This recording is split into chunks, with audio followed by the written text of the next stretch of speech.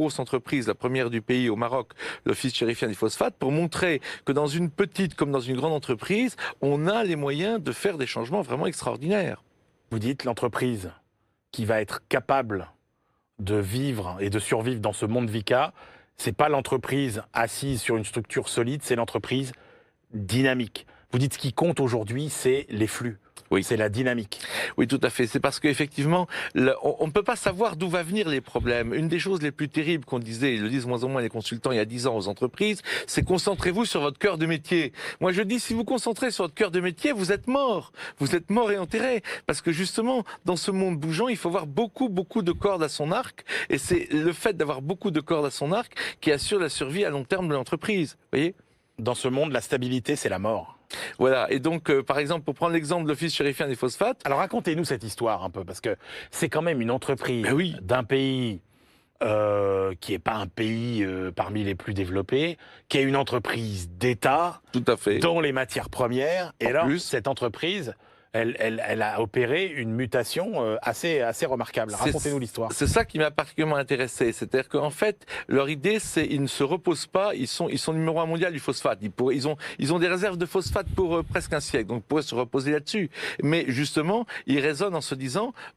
Aujourd'hui, le phosphate est indispensable, mais demain, qui sait si un type dans une cave à Los Angeles va pas inventer un brevet pour se passer de phosphate dans l'agriculture. Ouais. Donc, ils sont en train de réfléchir de façon globale. Par exemple, ils ont ouvert une université en plein désert. Ils ont ouvert des écoles comme l'école 42. Vous savez, cette école de Xavier Niel, avec d'ailleurs une licence de l'école 42. Ils ont ouvert des écoles pour des jeunes Marocains. Ils ont mis en place des procédures. Ils ont ouvert un Green Energy Park pour l'énergie solaire. Oui. Donc, ils sont en train de regarder dans tous les domaines, en tant qu'entreprise qui joue un rôle très important au Maroc, qu'est-ce qu'ils peuvent faire pour la communauté, l'éducation, mais aussi pour l'environnement. Mais comment ils en sont arrivés à mener cette réflexion-là En fait, c'est justement parce qu'ils se voient comme une entreprise globale, si vous voulez, et pas comme quelque chose uniquement dans un domaine. Voilà, bon, on fait des phosphates, ou on ferait du pétrole, ou on fait du gaz, et on fait que ça. Et donc, je dirais que c'est l'exemple exactement opposé de l'exemple catastrophique que nous avons avec l'exemple de la société pétrolière du Venezuela,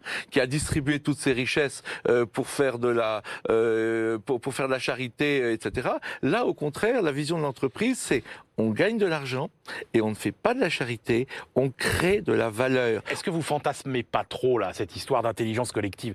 Qu'est-ce qui nous dit que les gilets jaunes ils sont intelligents, par exemple? Alors justement, vous savez, il y avait cette phrase assez drôle. Je crois que c'est Yves Tréhard qui avait cette phrase quand même, l'éditorialiste du Figaro, qui dit le seul truc qui réfléchit chez un gilet jaune, c'est son gilet, quoi. Non, mais le problème, c'est qu'il y a une bêtise collective. Ah. Il n'y a pas seulement une intelligence collective. Ah oui, mais vous nous vendez l'intelligence collective. Et oui. Et alors tout le problème, la mise en place de l'intelligence collective, c'est pas si facile. Ouais. Alexandre Gérard, qui est un chef d'entreprise français d'une boîte que j'analyse également, il donne des clés pour cela. Il dit même que les gens qui ont tenté l'intelligence collective dans l'entreprise, en moyenne, il y a 80% d'échecs. Alors vous allez me dire, pourquoi se battre pour un truc où il y a 80% d'échecs? Mais la raison, c'est que c'est mal fait. Il dit, c'est comme des gens qui veulent monter le Mont Blanc en tongs, si vous voulez, et en short. Évidemment, ils vont échouer. Donc il y a tout un processus à mettre en place. Et ce qui est fascinant, c'est que cet Alexandre Gérard donne 6 points qui pourrait servir à un futur, c'est trop tard aujourd'hui, grand débat national, et il dit, voilà comment... Alors c'est quoi ces 6 points? Par exemple, des élections sans candidat. Imaginez que les Gilets jaunes, s'il y a pas de chef, et qu'il n'y a pas, à la fois pas de chef et pas de règles, c'est le bordel. C'est quoi, c'est du tirage au sort, comme on faisait à Athènes? Non, pas du tout. C'est une élection sans candidat, dans lequel, imaginez tous les Gilets jaunes sur un rond-point, au bout de 3 semaines, ils se connaissent, ils font une élection sans candidat pour élire leurs représentants. Il n'y a pas de candidat. Ensuite, les Gilets jaunes de tous les ronds-points d'une région se rencontrent, ils élisent 100 candidats, leurs représentants. Au bout de un mois... C'est France, votre truc, là. Mais oui, mais au bout d'un mois, vous avez quoi? Vous avez une direction nationale des Gilets jaunes, elle sera peut-être intelligente ou bête, c'est à voir, mais au moins elle existera. Le drame des Gilets jaunes, encore une fois je répète, c'est que quand il n'y a pas de chef et pas de règles, ça marche pas. Oui, mais on connaît les limites aussi de l'intelligence collective. Bien sûr, il faut qu'il y ait des règles. Jean Stone, on sait que ça bride finalement, paradoxalement, l'imagination, ça génère du conformisme, Tout à ça fait. génère une forme d'immobilisme aussi.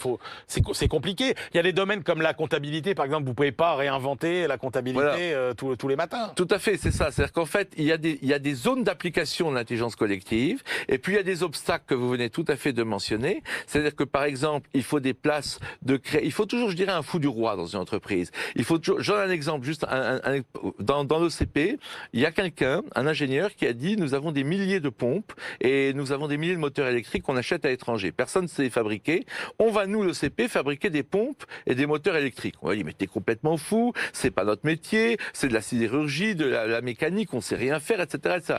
Et comme justement l'OCP est une entreprise qui a ce mouvement de libération des énergies, au lieu de lui dire bon bah écoute t'arrêtes de déconner, on lui a dit ok ben vas-y t'as un budget. Et ben maintenant les premières pompes marocaines 100% sont sorties et fonctionnent. Donc ça c'est vraiment l'exemple que j'aime bien, c'est un exemple que j'appelle de fou du roi. C'est-à-dire qu'il y a un système d'intelligence collective, mais il y a une liberté de rêver, si vous voulez, et il y a un budget pour cela, pour quelqu'un qui arrive avec un projet différent. Et maintenant, bien sûr, il y a aussi la stabilité. Comme vous l'avez dit, on ne réinvente pas la comptabilité tous les matins. Ouais, mais il y a une forme de lâcher-prise qui est difficile à accepter quand on est dirigeant. Et alors, vous citez un cas, par exemple, qui est très intéressant, où finalement, le chef d'entreprise finit par comprendre que le coût du contrôle est supérieur au coût du non-contrôle. C'est très provoquant, mais c'est effectivement Jean-François Aubry, c'est un cas emblématique en France, la fonderie Favi, qui justement disait, voilà, il s'adressait à son entreprise en disant, je sais que 3% d'entre vous êtes des voleurs, mais je ne vais pas emmerder